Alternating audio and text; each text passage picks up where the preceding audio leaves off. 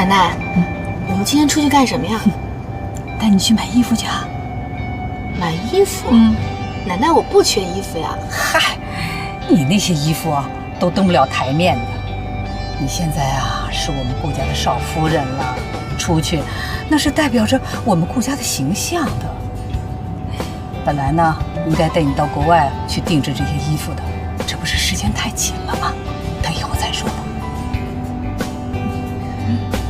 谢谢奶奶。哎呀，谢什么呀你？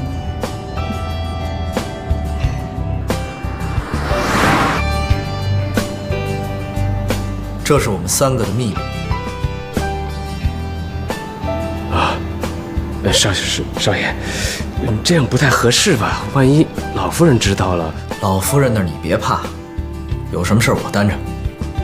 露露，考验你的时刻来了，你要是搞砸了，我扣你奖金。哦，忙去吧。是。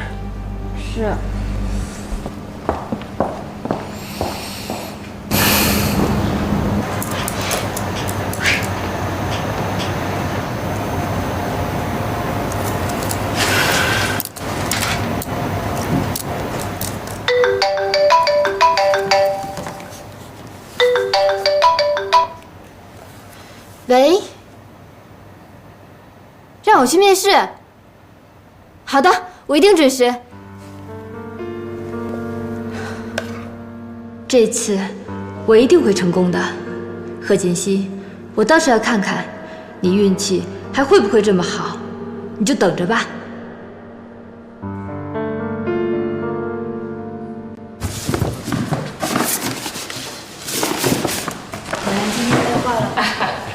老夫人、少夫人回来了啊，方叔，哎，锦溪啊，我先回房间歇歇啊。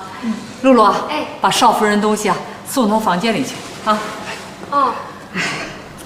今天啊，逛了好几个商场。哎呀，我累坏了吧？哎呀，赶紧歇。露露，你是不是还有其他的事情要忙啊？你去忙吧，这些东西我自己拿就好了啊。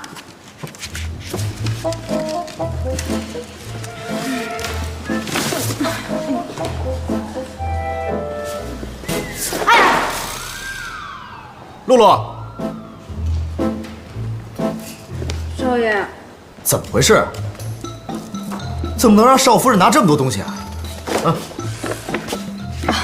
没事儿，这些东西就是看着多，其实不重。我把它送上去，马上下来再拿一趟就可以了。那怎么能行啊？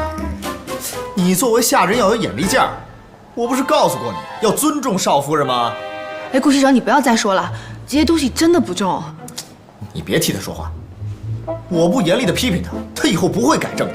哎，算了算了，露露她已经知道自己错了，你不要再说她了。不行，必须惩罚，不惩罚他以后记不住。露露，我告诉你，这个月的奖金被扣除了。少爷，不是你说的吗？你谁我也要说，无论少夫人做什么事情，都让我们当没有看见。我什么时候说过？明明是你不尊重少夫人，你还要栽赃给我。明明就是你说的。刚刚方叔在的时候，他也听见了。行了，你别说了。你要是再说的话，我就真扣你奖金了啊！顾西城，你到底什么意思啊？什么意思？我能有什么意思啊？啊？少夫人，都是少爷让我这么做的。哎，对不起，我给你拿上去。哎，没事，真不重。露露，露露。